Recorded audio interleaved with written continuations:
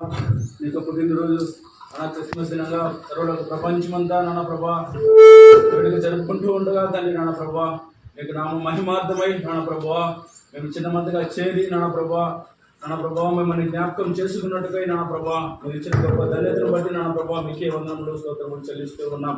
ఉదయకాలం నాన్న ప్రభా గడిచిన దినమంతయు గడిచిన సంవత్సరం అంతయు కూడా నాన్న ప్రభా మీకు కృపా కనికరంతో నాన్న ప్రభా మమ్మల్ని అందరినీ నడిపించారు నాన్న ప్రభా. ముందున్న దినాల్లో కూడా నాన్న ప్రభా మేము మీకు సాక్షులుగా జీవించడానికి మీరు మమ్మల్ని బలపరచమని వేడుకుంటూ ఉన్నాం.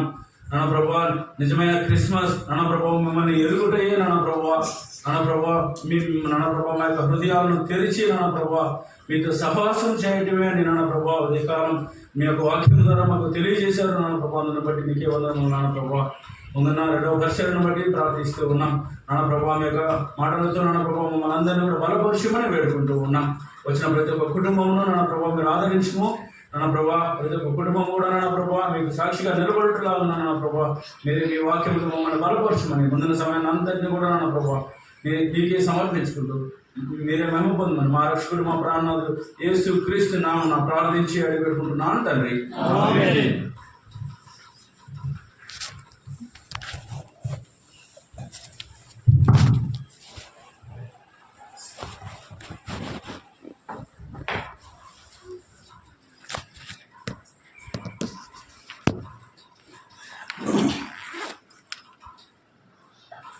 ప్రభువునందు ప్రియమైన సహోదరులరా సహోదరులరా, మన ప్రభువును మన రక్షకుడైన యేసుక్రీస్తు నామములో మీ అందరికీ నా ప్రేమ వందనాలు. ప్రభు యొక్క మహాకృపను బట్టి ఈ యొక్క ఉదయకాలం మరి మీ మధ్యకు రావడానికి ప్రభువు నాకు ఇచ్చిన గొప్ప అనుకూలతను బట్టి మరి ప్రభువుని నేను స్తుతిస్తున్నాను.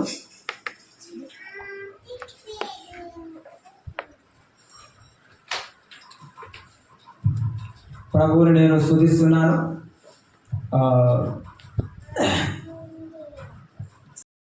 లూకాసు వార్త మొదటి అధ్యాయము 28వ వచనం. ఆ కన్యక పేరు మరియ. ఆ దూత లోపలికి వచ్చి ఆమెను చూచి, దయాప్రాప్తురాలా, నీకు శుభము, ప్రభువు నీకు తోడై ఉన్నాడని చెప్పాను. 38వ వచనం. అంత చదవడానికి సమయం లేదు, అందుకని అందుకు మరియ, ఇదిగో ప్రభువు దాసురాలు, నీ మాట చొప్పున నాకు జరుగునుగాక అనెను. అంతటా దూత ఆమె యొద్ద నుండి వెళ్ళాను. మొదటి అధ్యాయం అక్కడే 13వ వచనం మనం చదువుకుంటాం. 13వ వచనాన్ని కూడా మనం చదువుకుందాం. 13వ వచనం.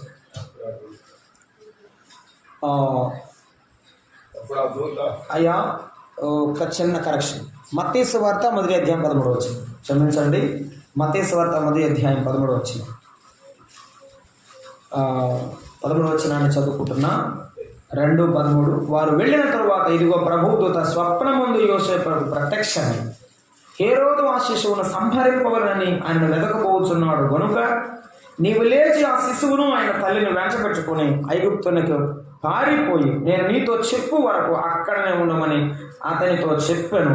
అప్పుడు అతడు లేచి రాత్రివేళ శిశువును తల్లిని తోడుకుని ఐగుప్తునకు వెళ్ళి ఐగుప్తులో నుండి నా కుమారుని పిలిపించి తిని అని ప్రవక్త ద్వారా ప్రభువు సెలవిచ్చిన మాట నెరవేర్చబడినట్లు హేరోదు మరణము వరకు అక్కడ ఉండెను. ఇలానే లూకాసు వార్త 2వ అధ్యాయం కూడా ఒక మాట చదువుకుందాం. లూకాసు వార్త 2వ అధ్యాయము 15. ఆ దూతలు తమ యొద్ద నుండి పరలోకమునకు వెళ్ళిన తరువాత ఆ గొర్రెల కాపరులు జరిగిన ఈ కార్యమును ప్రభువు మనకు తెలియజేయించి ఉన్నాడు. మనము బెత్లెహేము వరకు వెళ్ళి చూతము రండని ఒకరితో ఒకడు చెప్పుకొని త్వరగా వెళ్ళి మరియను యోసేపును తొట్టిలో పండుకొని ఉన్న శిశువును చూచిరి. వారు చూచి ఆ శిశువును గూర్చి తమతో చెప్పబడిన మాటలు ప్రచురము చేసిరి. గొర్రెల కాపరులు తమతో చెప్పిన సంగతులను గురించి విన్నవారు అందరూ మిక్కిలి ఆశ్చర్యపడి. మరొక మాట మీకు చదివింపించి ప్రార్థన చేస్తారు. మత్తయి సువార్తకి మొదటి అధ్యాయం 2వ అధ్యాయం మొదటి వచనం. 2వ అధ్యాయం మొదటి వచనం. రాజైన హేరోదు దినముల యందు యూదయ దేశపు బెత్లెహేములో యేసు పుట్టిన పిమ్మట ఇదిగో తూర్పు దేశపు జ్ఞానులు యెరూషలేమునకు వచ్చి యూదుల రాజుగా పుట్టినవాడు ఎక్కడ ఉన్నాడు? తూర్పు దిక్కున మేము ఆయన నక్షత్రము చూచి ఆయనను పూజింపవచ్చితమని చెప్పిరి. 10వ వచనం. వారు ఆ నక్షత్రమును చూసి నిత్యానంద భరితుల ఇంటిలోనికి వచ్చి తల్లి అయిన మరియను ఆ శిశువును చూచి సాగిలపడి ఆయనను పూజించి తమ పెట్టెలు విప్పి బంగారమును సామ్రాణిని బోళమును కానుకలుగా ఆయనకు సమర్పించింది. ప్రార్థన చేద్దాం. ప్రేమగల మా ప్రియ ప్రభువా, స్తోత్రారుడైన దేవా, మీ దీనదాసులను బలపరిచి మీరు ఇచ్చిన సందేశమును బట్టి వందనాలు. ఇంకను మీ రాజ్యవ్యాప్తిలో బలంగా ఉపయోగించండి. మీ దివ్యమైన దివ్యలు ఎక్కడెక్కడ ఉన్నాయో వాటిని బలంగా వెలిగించండి. మీ కొరకు మా శక్తి కొలది పనిచేయడానికి సహాయం చేయండి. మీ వాక్యమును మేము చదువుకున్నాం, మాతో మాట్లాడమని ఆశగా మీ నోటి వైపు చూస్తున్నాం. నిలవబడిన వాడు నిష్ప్రయోజకుడు నాయన. మనుషుని స్వరము కానీ ఆలోచన కానీ మాకు ఎప్పటికీ ప్రయోజనం లేదు. ఈవేళ మాతో మాట్లాడుతున్నందుకు స్తోత్రములు. మమ్మల్ని గద్దించండి, మమ్మల్ని పురికొల్పండి, బలపరచండి, ధైర్యమియండి. మీ వాక్య బలముతో నింపబడి మీ పరిశుద్ధాత్మ శక్తి అనుభవం మాకు కలిగించి మమ్మల్ని కదిలించి నడిపించమని యేసు ప్రభువు నామమున ప్రార్థన చేయుచున్నాము తండ్రి, ఆమేన్. ప్రభువునందు ప్రియమైన సహోదరుడారా,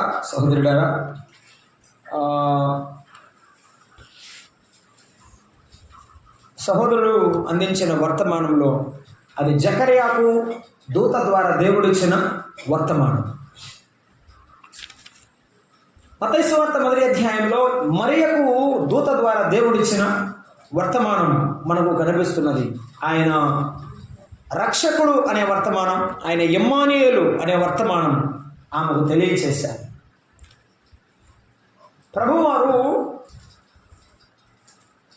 లూకాసు వార్తలో జకర్యాకు దూత ద్వారా వర్తమానాన్ని ఇచ్చినాడు.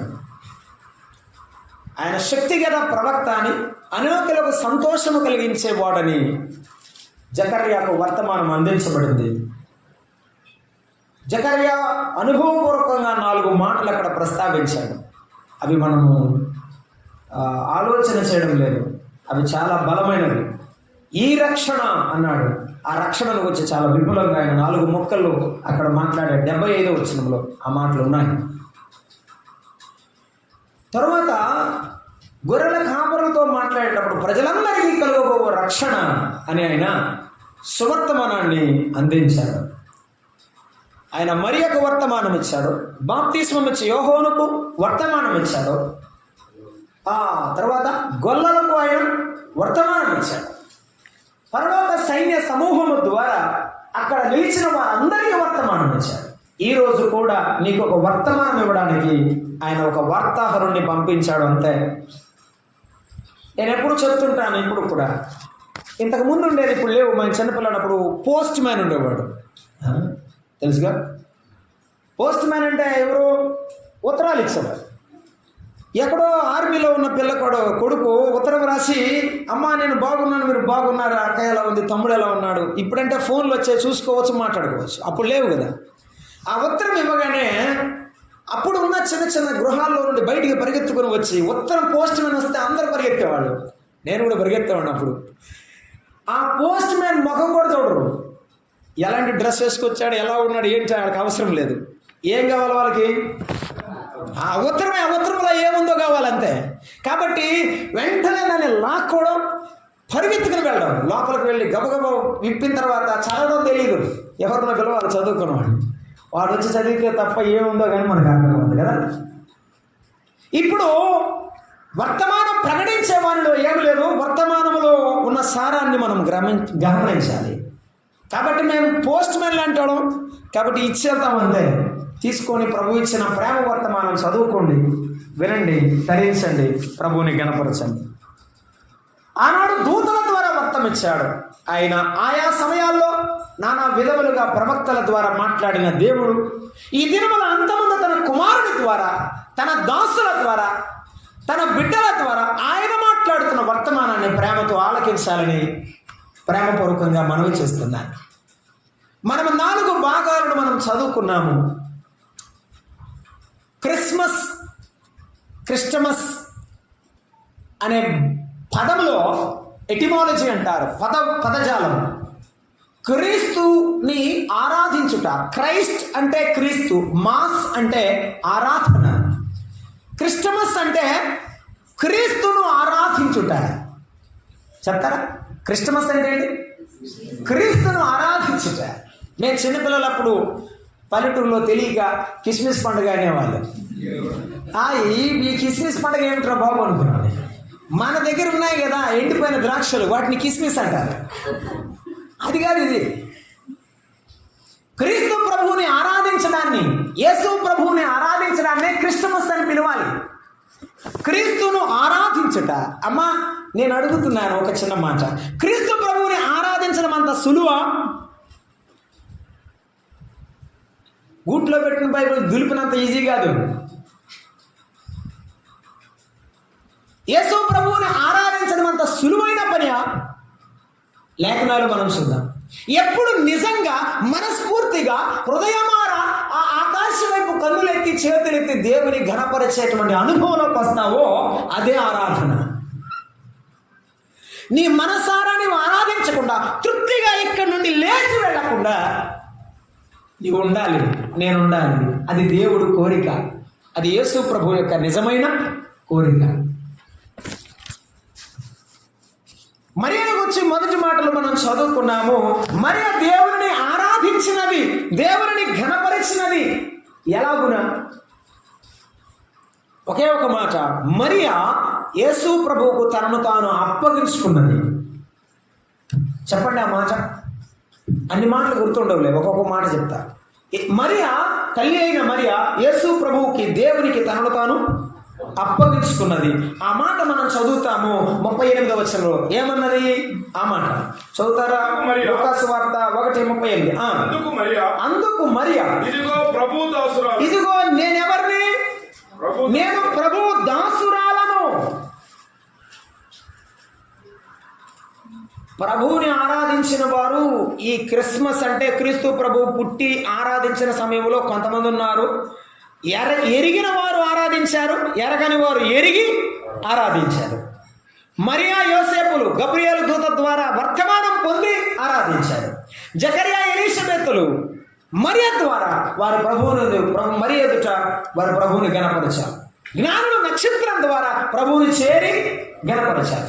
సమయాలు లేఖనాల ద్వారా ఎరిగి ఆలయంలో దేవుని ఆరాధించారు.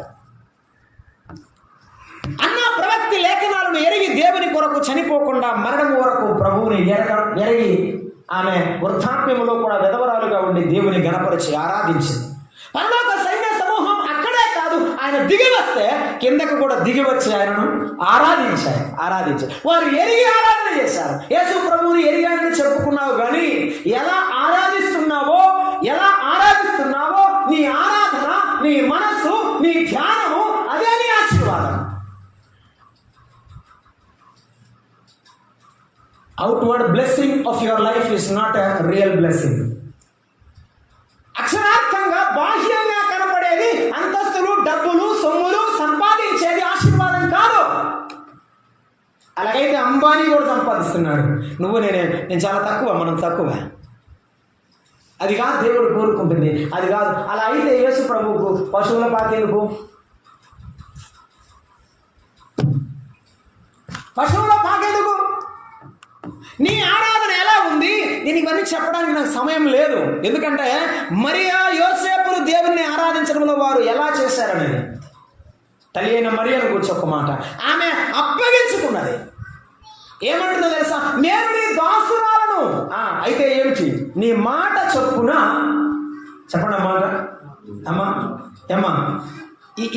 ఈ క్రిస్టమస్ రోజు నీ మాట చొప్పున నాకు కలుగుగాక.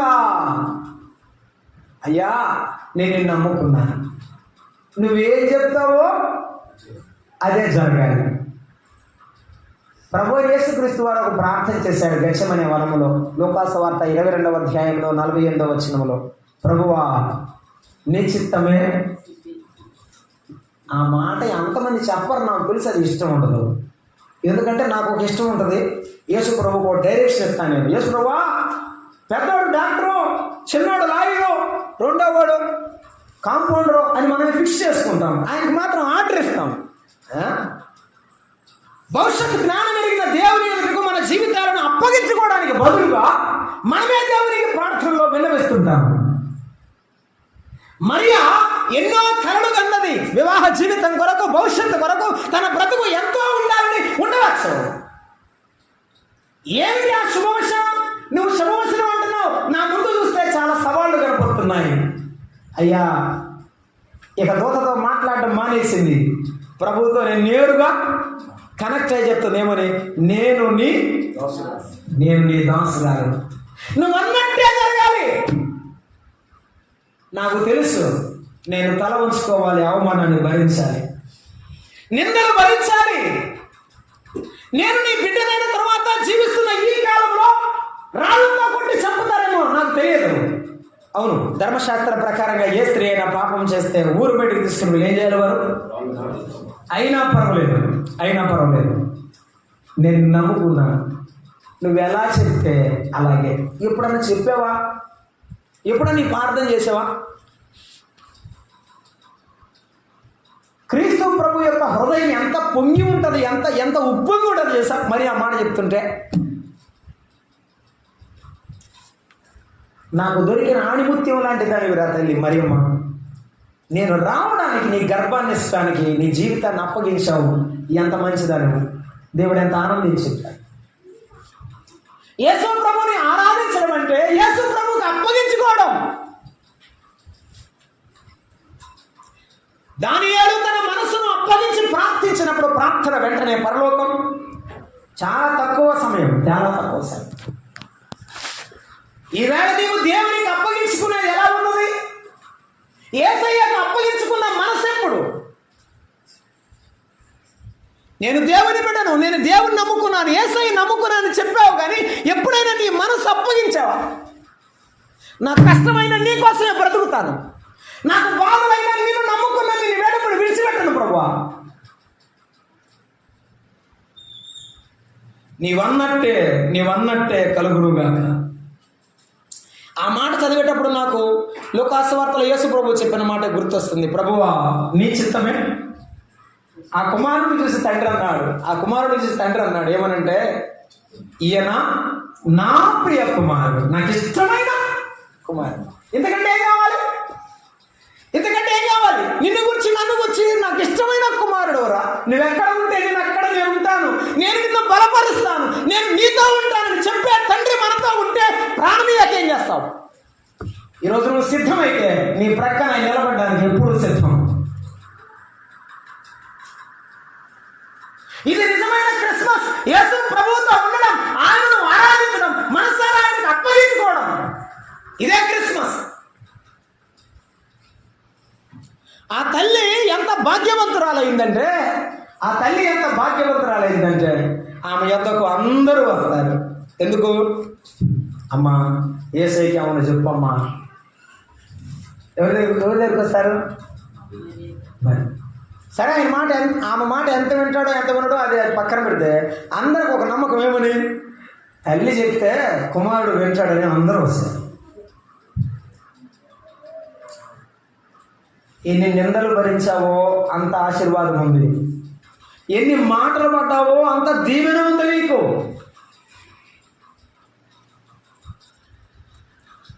ఆ నిందలు కాదు, కష్టం, అది కష్టతరమైన జీవితం. ఆ తల్లి నిండు గర్భిణిగా ఉన్నప్పుడు, ఆ గాడిద మీద మోసుకుని వస్తున్నటువంటి ఆ యోసేపును చూస్తున్నప్పుడు ఎప్పుడైనా ఆలోచన చేశావా? నిన్ను నన్ను ప్రేమించిన దేవుడు మానవ లోకంలోనికి మనిషిగా జన్మించిన దానికి ముందుగా ఎన్ని సాధనాలు వాడుకుంటేనో ఇక్కడికి నేను కూర్చున్నాము. అర్థమవుతుందా? నిండు శూలాలు మరియమ్మ తల్లి నడవలేక సుడివడి పోయనయ్యా.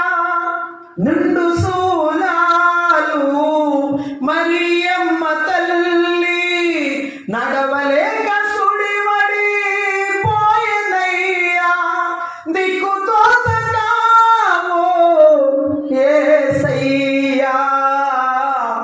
పశుల పాకలో ప్రసవించెనయ్యా, ఎంత దీనాతి దీనమో ఓ యేసయ్యా, నీ జననమెంత దయనీయమో,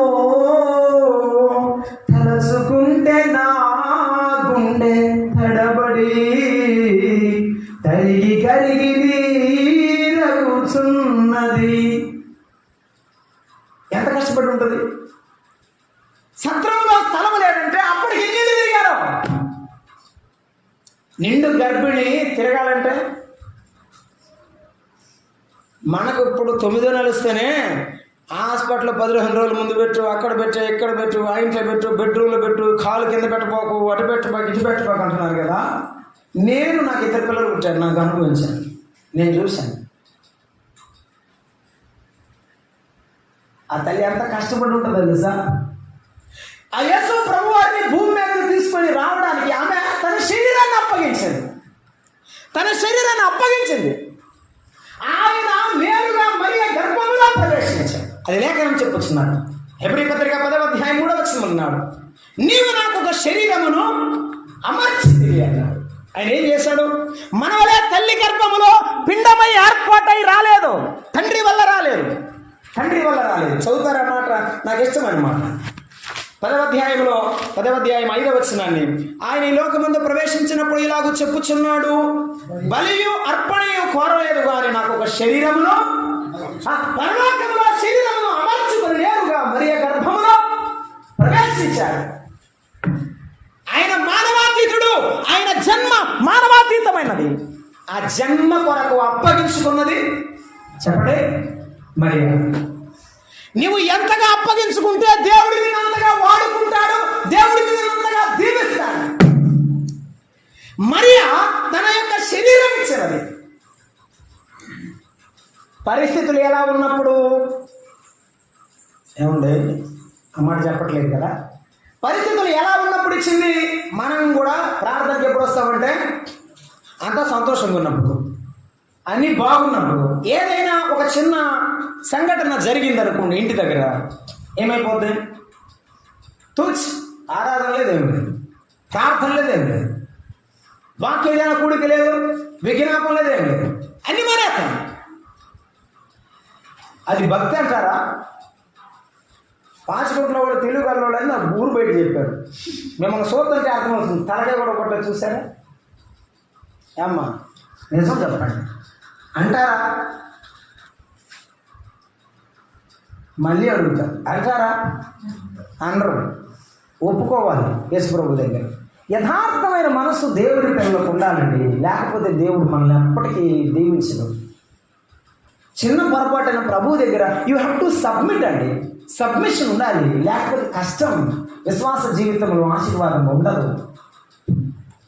ఒక్కొక్క ఇంటికి ఒక్కొక్క దీపాన్ని పెట్టినట్టు ఒక్కొక్క మంచి విశ్వాసం ఉంటాడు, ఒక గట్టి విశ్వాసం ఉంటాడు. లేకపోతే దేవుడు ఇస్తాడు. అది నువ్వై ఎందుకు ఉండకూడదు మీ ఇంట్లో? అది నువ్వై ఆ ఇంట్లో ఎందుకు ఉండకూడదు? ఈ ఇంటికి మరీ ఉన్నట్టు, ఆ ఇంటి బిడ్డ మరీ అయినట్టు. ఎలాగో తెలుసా? అప్పగించుకోవడం. ఈవేళ ప్రభువు చిన్న మాట అడుగుతున్నాడు, నీవు ఎలాగో అప్పగించుకుంటున్నావు లేదా? ఎలా అప్పగించుకున్నది అని చెప్పాలంటే, అయ్యగారు నేను టైం అడగలేదు. ఒకటి ఓకే 20 ఓకే ఫైన్. ఇప్పుడు నేను ఏమంటారు, పరిచయం అంటారు చూడండి, అట్లా దాకా వచ్చేసింది ఇప్పుడు. Right, thank you. ఎలా అప్పగించుకున్నది అది బైబిల్లో మనం చూడాలి. ఇప్పుడు నీవు నేను ఎలా అప్పగించుకుంటున్నాము అది మనం అర్థం చేసుకోవాలి. చాలాసార్లు పండగ సందర్భాల్లో వచ్చినంత మంది ఆరాధనకు రారు, ఆరాధనకు వచ్చినంత మంది విజ్ఞాపనకు రారు. ఇక విజ్ఞాపన కాదు, వాక్యనానకుడికి రారు, విజ్ఞాపనకి అసలే రారు. ఏనా? అంతేగా? నేను చెప్తాను చూడండి, నేను ఇంగ్లీష్లో చెప్తాను, you can count them on finger tips అని. ఏళ్ల మీద లెక్క పెట్టవచ్చు విజ్ఞాపన చేసేవాళ్ళని. కుటుంబాలుగా రండి ప్రార్థనకు. అప్పగించుకోండి, అప్పగించుకోండి. మరి తన శరీరాన్ని అప్పగించింది. యేసు ప్రభువుకి తన గర్భము తన స్నేహాన్ని అప్పగించింది. ఎలా తెలుసునా యోసేపుకు ప్రదానం చేయబడిన తరువాత. ఎప్పుడు చెప్తారా అమ్మా? యోసేపుకు ప్రదానం చేయబడిన తర్వాత యోసేపును ఎరుగకుండేను. ఎరిగిందా ఎరగలేదా? యోసేపు తెలియదు, యోసేపుకి ఆమెకు సంబంధమే లేదు. యేసు ప్రభు తన గర్భంలోకి వచ్చాడని కానీ యోసేపుతో సంబంధం లేదు. ఆమె పవిత్రంగా బతికింది. ఈ శరీరాన్ని అప్పగించావంటే ఎలా బతకాలి? చెప్పమ్మా, గట్టిగా చెప్పు. సరే, నువ్వు చెప్పకపోతే చదువు. కొరింథీయులకు రాసిన మొదటి పత్రిక 6వ అధ్యాయం. కొరింథీయులకు రాసిన అపోస్తలుడైన పౌలు కొరింథీయులకు రాసిన మొదటి పత్రిక 6వ అధ్యాయము 19వ వచనం. మీ దేహము దేవుని వలన మీకు అనుగ్రహింపబడి మీలో ఉన్న పరిశుద్ధాత్మకు ఆలయం. మీరు మీ సొత్తుగారు. యేసయ్య రక్తమిచ్చి కొన్నాడు. అలాగైతే మనం నమ్ముకున్నప్పుడు ఏమన్నామంటే, ప్రభువా ఇక లోకముతో పాపములో నేను ఎప్పుడు బతకను, నీ కొరకే బ్రతుకుతాను అన్నావు కదా. అన్నావా లేదా? తలకాయ ఇప్పుడు ఒప్పుకపోతే వచ్చమ్మా, ఒప్పాలి కదా. ప్రభు అన్నాడు, మనుషుల గారు ఎవడు నన్ను ఒప్పుకుంటాడో పరలోకములో తండ్రి ఎదుట వారిని నేను ఒప్పుకుంటాను అన్నాడు. ఇప్పుడు ఒప్పలేదనుకో, ఆడ ఒప్పుకోడా, నీ ఇష్టం. మరి ఏమని ఒప్పుకున్నావు? ఏమని ప్రమాణం చేశావు? అంటే ప్రభువా ఇక నుండి నేను లోకాన్ని పాపాన్ని నేను ప్రేమించను, నీ బిడ్డగా నేను బతుకుతాను అన్నావు. అన్నట్టే ఉన్నావా? అప్పుడప్పుడు అటు ఇటు అడుగు పెట్టావా?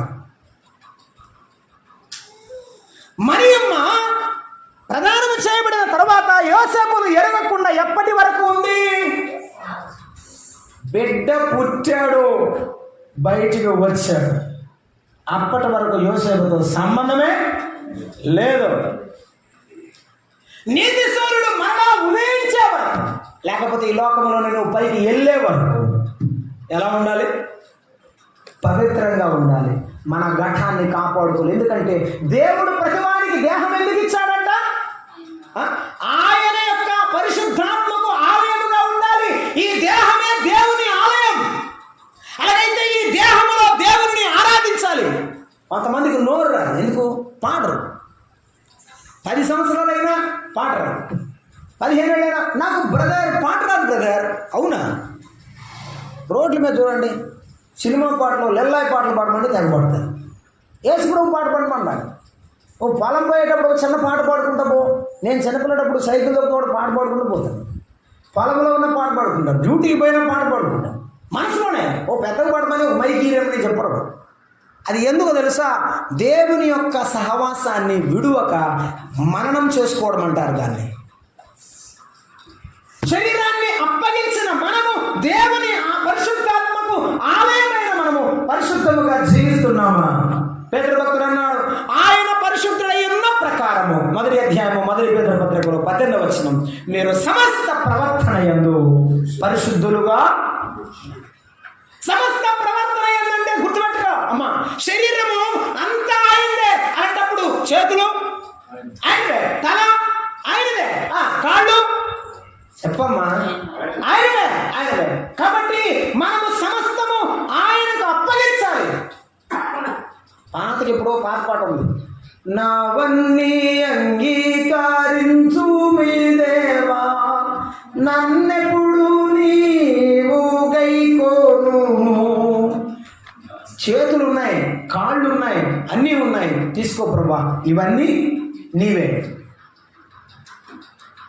ఎంతమంది తమ చేతులారా దేవుని సంఘంలో మందిరంలో నమ్మిన తర్వాత అప్పగించుకొని పనిచేస్తున్నారు? ఆ ఒకలే, ఆ ఇద్దరే. వేస్తే వాళ్ళే వేయాలి చేపలు, ఊడిస్తే వాళ్ళే ఊడవాలంతే. క్రిస్మస్ అంటే క్రీస్తును ఆరాధించడం. నీవు ఎంత ప్రేమిస్తావో, ఎంత ఆదరిస్తావో అంత నీ భుజాల మీద ఆయన ఊరేగించడం. ఎంత ఊరేగిస్తావో అంత దీవెన. చేయకపోతే ఇప్పుడైనా అప్పగించుకో, చేయకపోతే ఇప్పుడైనా అప్పగించుకో. ఆయన నీ భుజాల మీద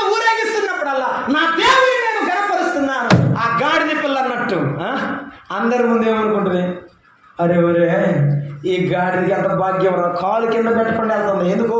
అందరూ వస్త్రాలు పొరుస్తున్నారు, కొమ్మలు నరికేస్తున్నారు, కాలు కింద పెట్టకుండా వెళ్తుంది. అంతకుముందు ఏమనుకున్నారు, దీన్ని ఎవడురా తీసుకెళ్ళేది అనుకున్నారు. కానీ యేసు ప్రభు మాత్రం ఏమన్నాడు, దాన్నే తెమ్మన్నాడు. ఒకప్పుడు లోకానికి మనం ఎవ్వరికీ పనికిరాం, కానీ యేసయ్య పనికి వచ్చేటట్టు యేసయ్య మనం పిలిచాడు. ఇప్పుడు పిలిచిన తర్వాత ఆయన పనికి అప్పగించుకోవడం మనం నేర్చుకోవాలి. మరియమ్మ తన దేహాన్ని అప్పగించింది. మన దేహాన్ని అప్పగించిన మనం పవిత్రంగా బతకాలి, పరిశుద్ధాత్మకు నిలయమై ఉండాలన్నాడు. ఆ మాట కింద మాట చదవండి, మరొక మాట అక్కడ 6వ అధ్యాయము 20వ వచనం. ఆలయమైన మీరు ఎరుగరా, మీరు మీ సొత్తు కారు, విలువ పెట్టి కొనబడిన వారు కనుక మీ దేహంతో మహిమపరచాలి. దేహంతో పరిశుద్ధాత్మకు ఆలయముగా బతకాలి, పరిశుద్ధంగా బతకాలి. 2 దేహముతో దేవుని మహిమపరచాలి. పాటలు పాడి మహిమపరచు, దేవుని స్వార్థను ప్రకటించి మహిమపరచు, నీవు దేవుని కొరకు బ్రతికి మహిమపరచు.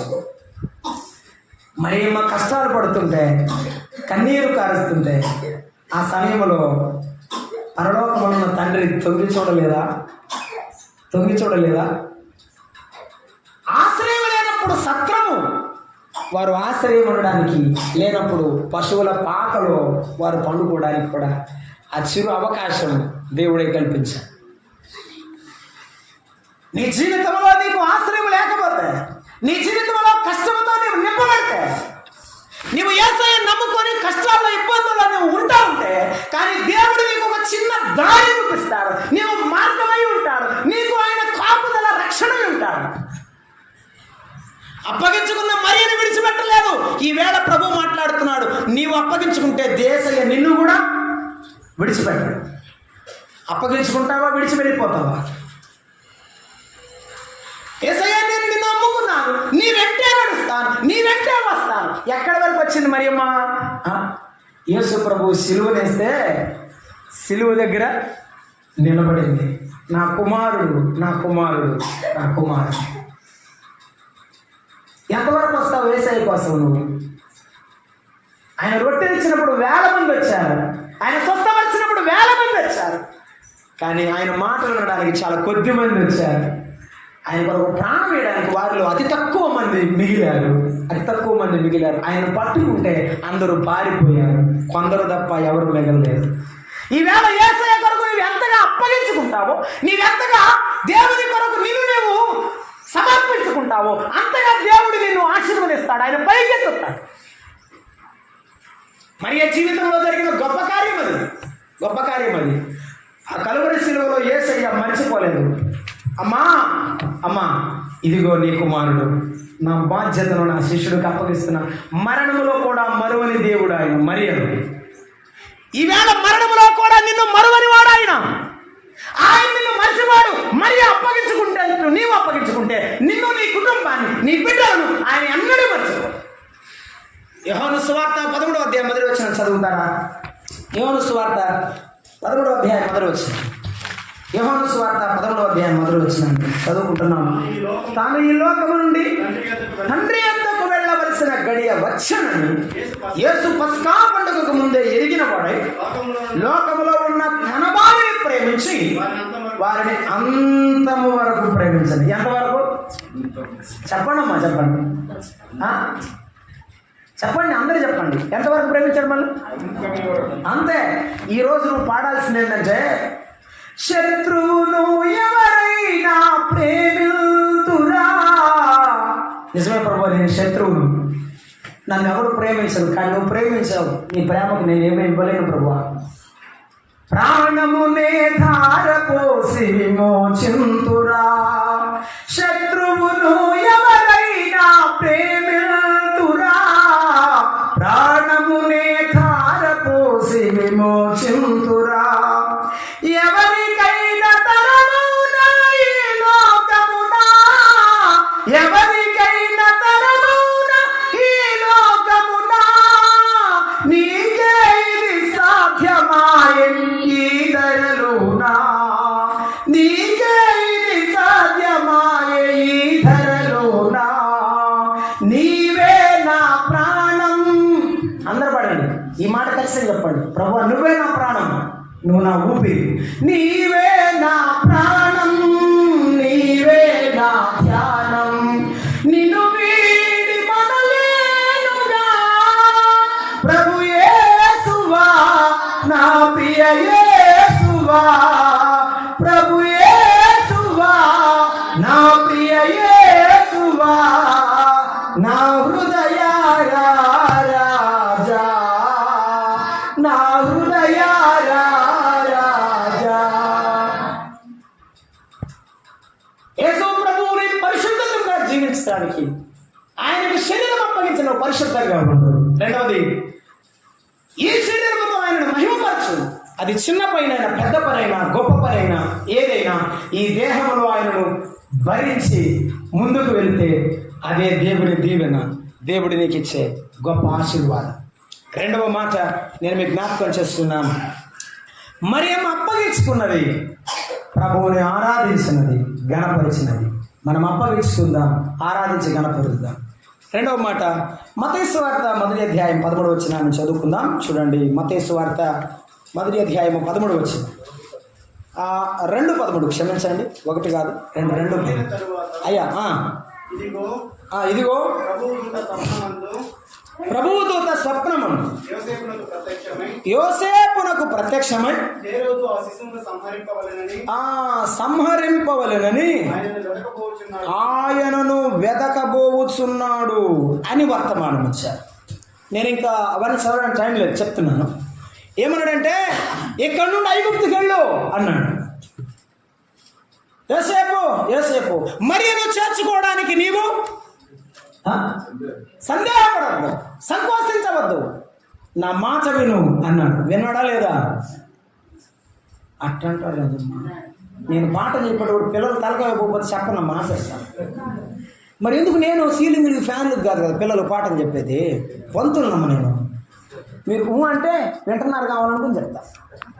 అది యోసేపుతో దేవుడు ఏం చెప్పారంటే నీవు మరి చేర్చుకోవడానికి సందేహపడవద్దు అని చెప్పగానే ఏమన్నాడు? అవును ప్రభువా, సందేహపడను. సందేహం వచ్చిన మాట నిజమే కానీ, అనుమానం వచ్చిన మాట నిజమే కానీ, విడిచిపెడదాం అనుకున్న మాట నిజమే కానీ, నువ్వు చెప్పావు కాబట్టి ఏం చేస్తా నేను విడిచిపెట్టను. నువ్వు చెప్పావు కాబట్టి విడిచిపెట్టను, లేకపోతే విడిచిపెట్టేవాడేమో. అప్పుడప్పుడు దేవుడు మనతో మాట్లాడితే చాలా మంచి పనులు జరుగుతున్నాయి, లేకపోతే మనం కూడా ఏదో తప్పిదో చేస్తాం. కాబట్టి దేవుడు మాట్లాడుతుంటాడు. అలా చేయొద్దు, ఇలా ఉండొద్దు, ఇలా మాట్లాడద్దని దేవుడు మనతో మాట్లాడబట్టే మనం చాలా వరకు లోకంలో వాటిని తప్పించుకుని ముందుకు వెళ్ళి పరిశుద్ధంగా బతుకుతున్నాం. లేకపోతే ఎప్పుడో లోకంలో కలిసిపోయాడు. యోసేపుతో దేవుడు మాట్లాడినప్పుడు యోసేపు ఏమన్నాడంటే అలాగేనయ్యా అని చెప్పాడు. రెండవ మాట ఏమిటంటే నీవు ఐగుప్తులోనికి వెళ్ళు బిడ్డను తీసుకొని అంటే ఏమన్నాడు? వెళ్తానయ్యా అన్నాడు. ఐగుప్తులో ఉన్నటువంటి చక్రవర్తి చనిపోయాడు, మరలా తిరిగి రమ్మంటే ఏమన్నాడు? వస్తానయ్యా అని చెప్పాడు. ఐగుప్తులో నుండి ఇశ్రాయేలు దేశానికి వెళ్ళమంటే వెళ్ళాడు, అక్కడి నుండి నజరేతుకు వెళ్ళమన్నాడు, నజరేతుకు వెళ్ళాడు, బెత్లెహేముకు వెళ్ళాడు. ఎక్కడికి చెబితే అక్కడికి ఏం చేశాడు? యోసేపు వెళ్ళాడు. హి ట్రస్ట్ గాడ్. దేవుని విశ్వసించిన వాడు, ఆయన మాటను నమ్మినవాడు. బైబిల్ చదివేటప్పుడు యేసయ్య నాతో మాట్లాడుతున్నాడు, వాక్యం వినేటప్పుడు యేసయ్య నాతో మాట్లాడుతున్నాడు. ఆయన ఏం చెప్తాడు? నేను అదే చేస్తా ప్రభువా, నేను ఇదే చేస్తా. అప్పగించుకో, నీ శరీరాన్ని అప్పగించి గణపరచు. ఆయన మాట విని గణపరచు, ఆయన మాటకు లోబడే మనం గణపరచాలి. యోసేపు ఆయన మాటకు తల వంచాడు. ఈవేళ యేసయ్య మాటకు తల వంచితే నిన్ను తల ఎత్తుకునేటట్టు చేసే బాధ్యత ఆయన తీసుకుంటాడు. ఏం చేద్దాం చెప్పండి? అయ్యా, నేను యేసయ్య నమ్ముకున్నాను, దేవుడు మన ఇంటిని కనికరించాడు. నువ్వు కూడా దేవుడు నమ్ముకోవాలి, ఆయనకు లోపడాలని బిడ్డలకు నేను చెప్పి వెళ్ళాలి. చాలామంది తల్లిదండ్రులు బిడ్డలకు వాక్యం చెప్పరు, ప్రార్థనకు తీసుకొని రారు. నేను ఇలా అంటున్నాను, నాకు తెలియదు, మీ సంఘానికి ఎప్పుడు రాలేదు, ఫస్ట్ టైం రావడం. అక్క ఏం చక్క ఆరాధనకు నువ్వే వచ్చావు ఏంటంటే, లేదు తమ్ముడా, వాళ్ళు ఇక్కడ గొడవ చేస్తారని ఇంట్లో టీవీ పెట్టి వచ్చాను, వాళ్ళు చూసుకుంటూ ఉంటారు, మేము అయిపోయినాక వెళ్తాము అంది. ఏం మంచిదని మాకు వాళ్ళని పాడు చేయడానికి నువ్వే కదా కారణమేక, ఇంతకంటే వేరెవరెవరు కావాలా? అసలు సాతాను కూడా కిందకి రావాల్సిన అవసరం లేదు, నువ్వే చేస్తున్నావు వాళ్ళని. ఎవరన్నా చేస్తారా? నీవు దేవునికి లోబడి దేవుని యొక్క ప్రభావం, పరిశుద్ధాత్మ శక్తి నీలో పనిచేస్తున్నప్పుడు అది నీ బిడ్డల మీదకి వచ్చినట్లుగా తల్లివిగా తండ్రివిగా తన తర్వాత తన తరము వారికి నా వాక్యమును ప్రకటించడానికి నేను అబ్రహామును ఎరిగి ఉన్నాను అంటే అర్థం ఏమిటి? 318 మందిని తయారు చేశాడు. తన కుమారుణ్ణే కాదు, తన పెద్దదాసుడే కాదు, వంటను కూడా మోకరించడానికి అబ్రహాము మాదిరి కాదా? మన ఇంటిలో మన పిల్లలకు మనం మాదిరి అవ్వద్దా? అవ్వాలవద్దా చెప్పమ్మా? అవ్వాలి కదా. యోసేపు గొప్ప మాదిరి, ఎందుకంటే యోసేపు లోబడ్డాడు, దేవుని మాటకు విధేయత చూపించాడు. ఇదేమిటని ప్రశ్న ఎన్నడు అబ్రహాముని గురించి కూడా ఆ మాట మనం చదువుకుంటాం. విశ్వాసమునకు ఏమిటి లేదా నిరీక్షణకు ఆధారం లేనప్పుడు ఏం లేదట, there is no base to believe. ఆధారమే లేదు. దేవుడు పిలిచాడు, అబ్రహామా అని పిలిస్తే అన్నాడు, దేవా ఏంటి ప్రభువా, నేను చూపించే దేశానికి వెళ్తావా? వెళ్తాను ప్రభువా అన్నాడు. ఏ దేశం ప్రభువా? ఎక్కడ ఉండాలి ప్రభువా? గుడారమా, డాబానా, ఏంటి ప్రభువా అని అడగలేదు, పూరిల్లు అని అడగలేదు. ఎల్లు అనగానే ఏమన్నాడు? వెళ్తానన్నాడు. బయలుదేరేటప్పుడు భార్యతో చెప్పాడు, అమ్మా దేవుడు నన్ను రమ్మన్నాడు, నేను వెళ్తున్నాను, మనం వెళ్దాం పద అంటే ఆమెమని తెలుసా? వెళ్దాం పదండి అని. వాళ్ళ నాన్న ఎదురొచ్చి వాళ్ళని అడిగాడు, ఒరే ఏడకి వెళ్తున్నారు అన్నాడు. దేవుడు పిలిచాడు, వెళ్తున్నావు నాన్న అన్నాడు. అవునా, మరి ఏడకి రమ్మన్నాడు అడిగావా అన్నాడు. ఆయన చెబుతుంటే అడగాలనిపించలేదు నాన్న, అదేంటో వెళ్దాం అనిపించింది అంతే, నేనేం అడగాలనిపించలేదు. ఆయన ఎక్కడో మంచి ప్లేస్ ఇచ్చే ఉంటాడు, అందుకే నేను ఇంకేం అడగలేదు అన్నాడు. అది ఎంత గొప్ప విశ్వాసం. నీ భవిష్యత్తు జరిగిన దేవుని మీద నీ భారం అంతా వేసి నమ్ముతున్నావే, అదే నీ యొక్క ఆశీర్వాదం. వారి విశ్వాసాన్ని చూసి తండ్రి కూడా ఒక మూట వేసుకొని కొడుకు వెనకాల బయలుదేరాడు. ఎక్కువ దూరం రాలేదులేండి, కొంత దూరమే వచ్చాడు. చూసారా, మన విశ్వాసాన్ని చూసిన లోకంలో ఉండేవారు కూడా యేసయ్యను వెంబడించడానికి పరిగెత్తుకొని వెళ్ళాలి. మత్తయి సువార్తలో ఆ సుంకపు గుత్తదారుడు మెట్టి మీద అలా కూర్చుంటే ప్రభు అన్నాడు ఒక మాట, నన్ను వెంబడించుము అనే మాట చెప్పాడు. ఇక అవన్నీ ఆడు పడేసి వెనక మీద వెళ్తూ ఉంటే ఆగాదు, రూపాయి వసూలు చేయబట్టి 10 రూపాయలు వసూలు చేసేవాడు, నువ్వు ఇవన్నీ వదిలిపెట్టి ఆయన వెనకాల పోతున్నావు, ఏంటి కారణం అంటే ఆయన వెనక చూస్తే నాకేం గుర్తుకు రాలేదు, వెళ్ళాలనిపిస్తుంది అన్నాడు. ఈవేళ యేసయ్య వైపు చూస్తావా నువ్వు? యేసయ్య వైపు చూసి ఆయన మాటల వైపు విని ఆయన నమ్మి ఆయన వెంబట వస్తావా? ఆయన మాటకు లోబడి ఉంటావా? అలాగైతే అదే క్రిస్మస్, అదే దేవుని ఆరాధించడం. సమూయేలు భక్తుడు సౌలుతో చెప్పిన మాట గుర్తు చేస్తున్నాను, బలులు అర్పించడం కంటే పొటేళ్ల ప్రభువును అర్పించడం కంటే ఏది శ్రేష్టమట? నా మాట వినడం శ్రేష్టం. వింటావా నా మాట? ఇదిగో హృదయం అనే తలుపు నద్ద నుండి ఇప్పుడే నేను తట్టుచున్నాను, ఎవడైనా నా స్వరము విని నా మాట విని తలుపు తీస్తే నేను వారి హృదయంలోనికి వస్తాను. యేసుప్రభువు నమ్మావో లేదో అమ్మా, ఇప్పుడైనా ఆయన మాటను నమ్ము, నా మాట విని నన్ను పంపేవాడు విశ్వాసం వచ్చేవాడు నిత్య జీవము కలవ. యేసుప్రభు జీవం నీలో రావాలంటే, యేసుప్రభు శక్తి నిన్ను కమ్ముకోవాలంటే ఆయన మాటను నీవేం చేయాలి? విశ్వసించాలి. విశ్వసించిన వాడు కలవరపడడు, విశ్వసించిన వాడు నీతిమంతుడు అవుతాడు. ఈవేళ యేసయ్య మాటను నమ్మండి. యోసేపు యేసయ్య మాటకు లోపడ్డాడు, అబ్రహాము యేసయ్య మాటకు లోపడ్డాడు, సుంకపు గుత్తదారుడు యేసయ్య మాటకు లోపడ్డాడు. ఈవేళ నీవు లోపడితే నీ కుటుంబం రక్షింపబడుతుంది, నీవు రక్షింపబడతావు. ఆ చెరసాల నాయకునితో పౌలు భక్తుడు చెప్పాడు, అపోస్తల కార్యముల గ్రంథం 16వ అధ్యాయం, ప్రభు అయిన యేసుక్రీస్తు నందు విశ్వాసం ఉంచుము, అప్పుడు నీవును నీ ఇంటి వారును రక్షింపబడతారు. ఒక మాట గుర్తు చేస్తాను, మీరు ఆర్ఆర్కే మూర్తి గారు తెలుసు కదండి, బైబిల్ చదివే వరకు తెలుసు, కొత్తగా వచ్చే వాళ్ళకి తెలియదులేండి. బైబిల్ చదివే వరకు ముసలాయన ఒక పెద్ద ఆయన ఉండేవాడు, రేడియోలో చెప్పాడు, స్లోగా వర్తమానం చెప్పేవాడు.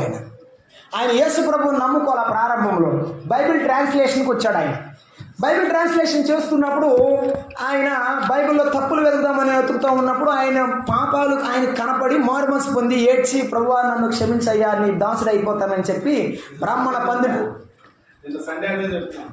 పండితుడు మారిపోయాడు. అయితే ఆయన మారిపోయిన తర్వాత ఇంటికి పోయితాడు. వాళ్ళ ఆవిడ ఉంది, మ్యారేజ్ అయింది కదా. ఆమె అడిగింది, ఏమి ఈ మధ్య కొత్త కొట్టున్నావు, నువ్వు పొద్దున లేచి ప్రార్థన చేస్తున్నావు, వాళ్ళకిలాగా బైబిల్ చదువుతున్నావు, నువ్వు ఏదో ఉద్యోగానికి పోతావు అనుకుంటే ఇదేదో కొత్తగా మారిపోయావు అంటే అడిగింది. అంటేను యేసయ్య నన్ను మార్చేస్తాడు, నువ్వు కూడా యేసయ్య నమ్ముకో అంటే వీళ్ళిద్దరు గొడవ అవుతుంది రోజు. ఒకరోజు తీవ్ర స్థాయికి పోయింది. ఆ మంది యేసయ్య కావాలో నేను కావాలో తెలుసుకో, నువ్వు కానీ యేసయ్యని విడిచిపెట్టకపోతే రేపే మా ఇంటికి వెళ్ళిపోతాను. ఈయన బోర్ని ఏడుస్తూ ఉంటాడు, పొలం పోయాడు. ఆమె చెప్పింది ఏమనంటే, రేపు 9 గంటలకి ఆ గ్రామాల్లో రోజుకు ఒకసారి వస్తుంది, పొద్దున పూట ఒకసారి, సాయంత్రం ఒకసారి వస్తుంది బస్సు, తర్వాత రాదు ఆర్టీసీ బస్సు, అప్పుడు ఎర్ర బస్సు. సో ఇప్పుడు పచ్చ బస్సులు వచ్చాయి కదా, అది పొద్దున్నే 9ంటికి వస్తుంది, నేను వెళ్ళిపోతానని చెప్పింది. ఏ పాపం పొలం వెళ్ళి ప్రార్థన చేస్తున్నాడు, ప్రభువా నువ్వేం చెప్పావు, విశ్వాసం ఉంచు, నీవు నీ ఇంటి వారిను రక్షింపబడుతున్నాను. నేను నమ్ముకున్నాను, నా భార్య నమ్ముకోలేదు, ఇప్పుడు వెళ్ళిపోతానంటుంది, ఏం చేయాలి నేను? అయ్యా ప్రార్థన చేశాడు, టైం చూశాడు, 7 అయింది, అమ్మో చాలా తక్కువ టైం ఉంది, ప్రార్థన చేద్దాం. మళ్ళీ ప్రార్థన చేస్తున్నాడు. మళ్ళీ 1 గంట ప్రార్థన చేసి చూశాడు, 8 అయింది, ఇంకొక గంట చాలా రిగరస్గా చాలా శ్రద్ధతో ప్రార్థన చేస్తున్నాడు, ఏడుస్తున్నాడు. 9 అయింది, ఇప్పుడు మనసు నిమ్మలం చేసుకున్నాడు, వెళ్ళిపోయి ఉంటుందిలే పని అనుకొని సరే ఇంటికి పోదాం, ఏదైనా భోజనం వండుకు తిందాం, ఏం చేద్దాం, ఎందుకంటే ఆ మెడిదికి నా మాట వింది కదా, దేవుడే మాట్లాడాలి ఆమెతో అనుకొని బైబిల్ తీసుకొని చక్కగా సంఖలో పెట్టుకొని నేరుగా ఇంటి దగ్గరికి వచ్చాడు. ఇంటి దగ్గరికి వస్తే తలుపు తీసే ఉంది, ఒరే ఉందా అనుకొని ఇటు తొంగి చూశాడు, లోపల ఎవరు కనపడలేదే, వెళ్ళిపోయి ఉంటుందిలే, మంచినీళ్ళు తాగుదాం లోపలికి వెళ్ళాడు. లోపలికి వెళ్ళగానే బియ్యం చెరుకుతో కూర్చుంది. ఉండవా అన్నాడు. ఆ ఉందంట, నువ్వు మోండాడివి, నువ్వు మారేటట్లు లేవు, నేనే మారదాం అనుకున్నాను, రేపటి నుంచి మనక్కడే ప్రార్థన పోదాం పదాలు తెలుసా. అక్కడే ప్రభువా హల్లెలూయా, నీకు ఎంత ప్రభువా, నీకు నేనేమి ఇచ్చినా తీరదని గట్టిగా అరిచాడట. ఈవేళ మన జీవితంలో ప్రభువు చేసే అద్భుతాలు చెప్పడైనా చేసి చూపిస్తాడు. మనుషులు చెప్తారు, చేయకుండా మర్చిపోతారు, కానీ యేసయ్య చెప్తాడు, ఖచ్చితంగా చేస్తాడు. చెప్పకపోయినవి కూడా చాలా చేశాడు, ఇక ముందు కూడా చాలా చేస్తాడు. ఆకాశమును భూమిని గతించును కానీ నా మాటలు చెప్తారా, నా మాటలు ఎన్నడూ. నీ పట్ల ఒక ప్రణాళిక ఉంది, నీ కుటుంబం పట్ల యేసయ్యకు ఒక ప్రణాళిక, ఒక సంకల్పం ఉంది, మర్చిపోవద్దు. ఎందుకు యేసయ్య మీద అపనమ్మకంగా ఉంటావు? యోసేపు నమ్మినట్టు నమ్మకంగా ఉండు. దేవుడు ఏమన్నాడు, బైబిల్ గ్రంథం రాశాడు, యోసేపు తండ్రి ఔగుస్తు జనాభా లెక్కలు రాసేటప్పుడు రాశారు. ఏమని రాశారు చెప్పండి అండి, ఏం రాసి ఉంటారు? యోసేపు ప్రభువు తండ్రి ఎవరైనా రాసి ఉంటారు? యెహోవా అని రాసి ఉంటారా? యోసేపు అని రాశాడు. అవుతాడా? అవ్వలేడు. యేసయ్యకు తండ్రి కాగలడా? అవ్వలేడు. కానీ యేసయ్య ఇచ్చిన గొప్ప భాగ్యం అంటే ఈ భూమి మీద యేసు ప్రభువు తండ్రిగా వచ్చే భాగ్యాన్ని యోసేపుకి ఇచ్చాడు. ఎంత భరిస్తే, ఎంత మోస్తే, ఎంత కష్టపడితే, ఎంత కన్నీరు గారిస్తే. దేవుని ఆశీర్వాదం రావాలనుకుంటున్నావు కానీ ఆ కష్టాన్ని, ఆ కన్నీటిని నీవు భరించడం లేదు. కొద్దిగా కష్టం తగ్గాలి, విశ్వాసాన్ని విడిచిపెట్టి వెళ్ళిపోతున్నా. నా ప్రభువు కష్టాల్లో కూడా నా వెనక ఉన్నాడని ఎప్పుడు గుర్తిస్తావో అమ్మా, అయ్యా ఎప్పుడు గుర్తిస్తావో అదే కదా నిజమైన ఆనందం. యోసేపు లోబడినాడు. నేను 5 నిమిషాలు ముగిస్తాను. లూకాసు వార్త 2వ అధ్యాయం 15 వచనాన్ని చదువుకున్నాను చూడండి. లూకాసు వార్త 2వ అధ్యాయం 15 వచనం. ఆయన 10వ వచనంలో దూతలతో ఆ గొర్రెల కాపరులతో ఆయన మాట్లాడినారు. ఆ గొర్రెల కాపరులు ఏం చేశారంటే, వారు 8 నుంచి 10 వరకు మనం చదివితే వారు విన్నారు. దూత వర్తమానం విన్నారు వారు. ఆ తర్వాత 15వ వచనంలో చూడండి, ఆ దూతలు తమ యొద్ద నుండి పరలోకమునకు వెళ్ళిన తర్వాత ఆ గొర్రెల కాపరులు జరిగిన ఈ కార్యమును ఏదో ఒకటి వచ్చేసింది లేరా కలబలో మనకి ఎందుకు వచ్చింది కూడా, మన దారిని మనం పోదాం పదండి. ఓ ఈ మందలని ఏం చేద్దాం అనుకుంటున్నారు మీరు? అన్నం వండుకుంటారా, పెందలాడి తిని పండుకుందాం, ఎందుకు వచ్చిన గొడవ అనుకున్నారా? వారు నమ్మారు కాబట్టి ఏమంటున్నారు, దేవుడు మనకు ఈ కార్యమును తెలియజేశాడు. ఈవేళ నీవు నమ్మితే దేవుడు నీతోనే మాట్లాడాడు. నీవు తీర్మానం చేసి వెళ్ళాలి ఇక్కడ నుంచి. అయ్యా నేను నీకు సమర్పించుకుంటాను, నా దేహాన్ని, నా జీవితాన్ని అప్పగించుకుంటాను, మారు మనసు పొందుతాను. అయ్యా నీ మాటకు నేను లోబడతాను, యోసేపు వలె మరి వలె అప్పగించుకుంటాను, యోసేపు వలె లోబడతాను నీ మాటకు. గొర్రెల కాపర్ల వలె విని నేను విడిచిపెట్టకుండా నువ్వెక్కడున్నావో అక్కడికి వస్తాను. వచ్చారా లేదా? 16 వచనం. వారు విన్నారు, దేవుడు మనకు తెలియజేయించాడని నమ్మారు. మనము బెత్లెహేము వరకు వెళ్ళి చూద్దాము. ఏమండి ఆ గొర్రెలు ఏం చేద్దాం అనుకున్నారు? పోతే పోయినాయి గొర్రెలు మళ్ళీ సంపాదించుకోవద్దు. ఏసై మళ్ళీ దొరకడే వెళ్ళాం పదండి. ఎంతమంది ఉన్నారు ఇక్కడ? సరే ఒకరోజు డ్యూటీ అయితే సెలవులో ప్రార్థన పోదాం పదండి. కుడికలు జరుగుతున్నాయి పదండి పోదాం. ఏసయ్య మందిరంలో ఆయన సన్నిధిలో ఆనందంగా గడుపుదాం, ప్రభువు దీవిస్తే అంతకంటే ఎక్కువ వస్తుంది అని విశ్వసించేవారు ఎందరో మందిరాల్లో. ఈవేళ నీవు కూడా నమ్మిన తర్వాత, విశ్వసించిన తర్వాత అలాగే నీవు ప్రభు యొద్దకు వస్తే, ప్రభువుని ఆరాధిస్తే, వారు ఏం చేశారు? ప్రభువుని స్తుతించిరి అని బైబిల్లో చెబుతారు. వారు ప్రభువుని స్తుతించారు. నమ్మిన ప్రతి విశ్వాసి, యేసు ప్రభు వాక్యాన్ని అంగీకరించిన ప్రతి విశ్వాసి ఏం చేయాలి? దేవుని యొద్దకు చెప్పండమ్మా రావాలి. గొర్రెల కాపరులు విన్నారు, విశ్వసించారు, ప్రభు యొద్దకు వచ్చారు. ప్రభువు సన్నిధికి వచ్చి వారు పూర్తిగా ప్రభువుకు అప్పగించుకొని ప్రభువుని స్తుతించారు. చాలా మంది విశ్వసిస్తున్నారు, తీర్మానం చేస్తున్నారు. చాలా మంది ఆరాధనలో పాల్గొనడం లేదు, స్తుతులు చెల్లించడం లేదు. అదేమిటో నాకు అర్థం కాదు. నేను ఒక అక్కని అడిగాను, అక్క చాలా సంవత్సరాలు అయింది తీర్మానం చేసి బాప్తీసం తీసుకోమంటాను. ఇదిగో తమ్ముడా, నాకు వచ్చే సంవత్సరం పెళ్ళి అవుతుంది, అప్పుడు ఆయన నేను ఇద్దరం తీసుకుంటాం. నిజమా? మరి లోపల ఏమైనా జరిగితే ఏంటి పరిస్థితి తెలియదు.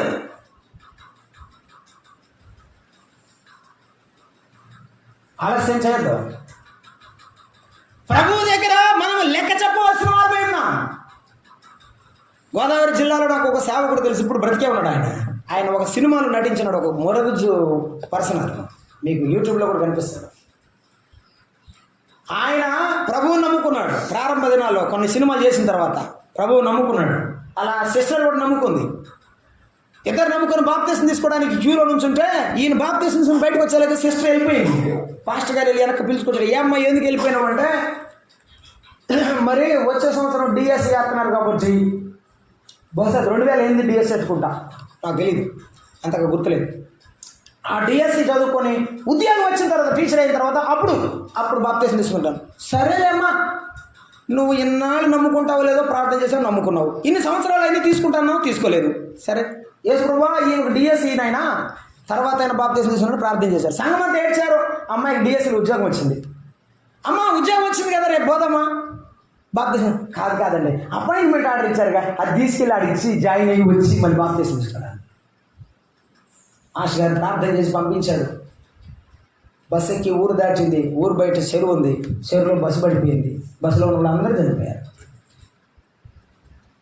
ఆ పాపని ఇంటికి తీసుకుని వచ్చే లోపల పాప ఇలా చనిపోయిందని తెలిసిన వెంటనే ఆ తల్లి గుండె పోసి వచ్చి అక్కడే చనిపోయింది. ఇలా బిడ్డలిద్దరు, భార్య చనిపోయింది, బిడ్డ చనిపోయారని చెప్పి తండ్రి ఊరు బయటికి వెళ్ళి పొలంలో మందు దాగి చనిపోయినాడు. ఈ బ్రదర్ ఒక్కడే అనాథగా మిగిలిపోయి రోడ్డు మీద, యేసయ్య నేను నమ్ముకుంటే నేను ఇలా అయిపోయానని ఏడుస్తూ గుండెలు బదులుకుంటూ ఆ గోదావరి బ్రిడ్జ్ మీద దూకి చచ్చిపోదాం అనుకున్నాడు. మనకి పొన్నూరులో సంఘం ఒకటి ఉంది, అక్కడ గుంటూరు జిల్లా, వేరేది పాతది, గాబ్రియల్ గారు ముస్లిం. అక్కడున్న సేవకుడు ఒక ఆయన మీటింగ్కి వెళ్తూ ఆయన దారిలో పట్టుకొని దూకబోయేవాడిని వాటేసుకొని వెనక్కి తీసుకొచ్చాడు.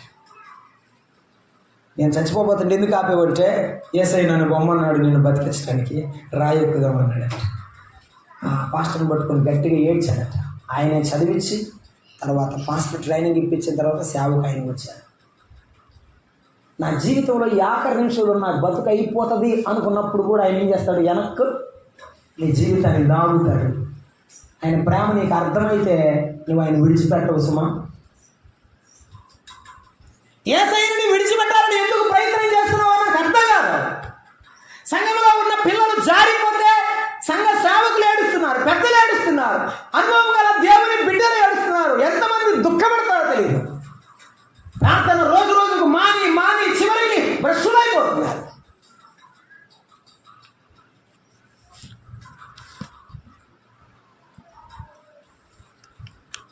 ఓకే, సాక్షి కొరకు చెప్తున్నాను. 10 మంది పిల్లలు ఉండేవారు నేను కాలేజీలో, నా స్టూడెంట్స్ ప్రభువు నమ్ముకున్నా. వారిని ఏమిటో వచ్చి సువార్తకు వచ్చేవాళ్ళు చీరాల్లో.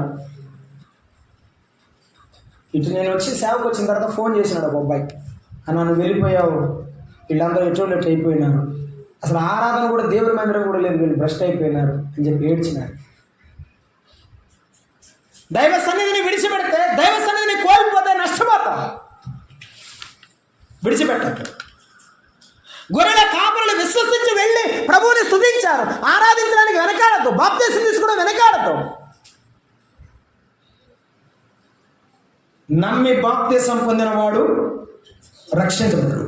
గుర్తుంచుకో, నమ్మినవాడు రక్షింపబడను. చాలామంది ఈ కథలు చెప్తున్నారు. ఏమని? సిలువలో దొంగ బాప్తిసం తీసుకున్న వాడికి టైం లేదు, వాడు చచ్చిపోయే టైంలో ఉన్నాడు. మనం అట్టున్నాము ఏంటి? బెడ్ మీద 2 చేతుల్లో సిలువలు కొట్టి, శీలలు కొట్టి వాళ్ళు పొడుస్తానికి రెడీగా ఉన్నారా రోమా సైనికులు? వానికి ఆ గతి ఉంది, అంతకంటే వేరే దారి లేదు. చనిపోబోతున్నాడు, అప్పుడు నమ్ముకున్నాడు. నిజమే, ఆన్ బెడ్ మీద ఉన్న వాళ్ళు నమ్ముకున్నారు అనుకోండి, మనం ఏం చేయలేము. అన్ని బాగుండి దేవుడు నమ్ముకుని బాప్తిసం తీసుకోకుండా సంఘాల్లో కొనసాగేవారు ప్రేమతో గమనించాలి. ఆఖరిది 2వ అధ్యాయం మత్తయి సువార్త 10వ వచనంలో ఆ జ్ఞానులు అనే మాట. వీరికేమో దూత వర్తమానం ఇస్తే వారు నమ్మారు. జ్ఞానులు లేఖనాల ద్వారా, గ్రంథాల ద్వారా తెలుసుకొని యేసు ప్రభువుని వెతికి వచ్చారు. నువ్వు ఏ దారిలో వస్తున్నావో నాకు తెలియదు. ఒకవేళ వర్తమానం విని వస్తున్నావా, బైబిల్ చదివి వస్తున్నావా, లేఖనాల ద్వారా వస్తున్నావా, దైవజనుల వర్తమానం ద్వారా దేవుని దగ్గరకు వస్తున్నావా, అసలు నీవు దేవుని ఆరాధించడానికి వస్తున్నావా, ఊరికే వచ్చి ఆశీర్వాదం పొందడానికి వెళుతున్నావా, ఆలోచన చేసుకోవాలి. నేను ఒక సందర్భాన్ని గుర్తు చేస్తాను, ప్రార్థన చేస్తాను. నేను 2 నిమిషాలు మించింది నాకు. యేసుప్రభు వారిని సిలువేయడానికి కొండ మీద తీసుకొని వెళ్ళారు కదా. మీరు గట్టిగా ఆన్సర్ చెప్పాలి. తీసుకెళ్ళారు లేదా? తీసుకెళ్ళిన తర్వాత యేసుప్రభు వారిని సిలువేసే ముందు వరకు పని చేశారు. ఏం చేశారు అంటే, ఆయన అంగీ ఉంది, అది కుట్టులేని అంగీ. మిషన్ మీద మనం అందరం బట్టలు కుట్టుకుంటాం. ఆయనకి బట్టలు కుట్టడం కాదు, నేసే ఇచ్చారు ఆయనకి సొక్క. ఆ అంగీ ఇచ్చారనమాట. విచిత్రపు అంగీ అని చెప్పి నాకు కావాలని ఏం చేశారు వాళ్ళు? సీట్లు వేసుకున్నారు, అది పంచుకున్నారు. ఆయన మాత్రం చిరువేశారు. వాళ్ళకి ఏం కావాలి? ఆయన అంగీ కావాలి. వాళ్ళకి ఏం అవసరం లేదు, ఆయన అవసరం లేదు. ఇప్పుడు నేను అడుగుతాను, నీకేం కావాలి? ఆయన ఆశీర్వాదమా? సూపర్, నిజమే చెప్తావు, కరెక్టేనక్క. ఆయన ఆశీర్వాదమే కావాలి, ఆయన అక్కర్లేదు. This is how people are. ప్రపంచంలో జనులు ఇలాగే ఉన్నారు. ఆయన నీలో ఉంటే ఆయన ఆశీర్వాదాలని ఉండవా? ఆయన ఆశీర్వాదాన్ని కోరుకుంటే అంతటితోనే వెళ్ళిపోతావా? ఒకటేనా, రెండేనా, అన్నీనా? అన్నీ. అందుకని ఆయన కోరుకుందాం, ఆయనతో ఉందాం. ప్రభుత్వ వాక్యం కొరకు దీవించుగాక. ప్రార్థన చేద్దాం.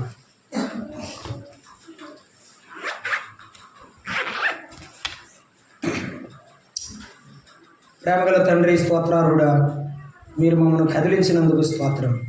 ఒక బిడ్డైనా మారు మనస్ఫూర్తులకు సహాయం చేయమని, సంఘాన్ని దీవించి బలపరచమని, మీ నామమునకు మహిమను ఆపాదించుకోవచ్చు. యేసు ప్రభు నామమును ప్రార్థిస్తున్నాం తండ్రి, ఆమేన్. అందరికీ ప్రేమ.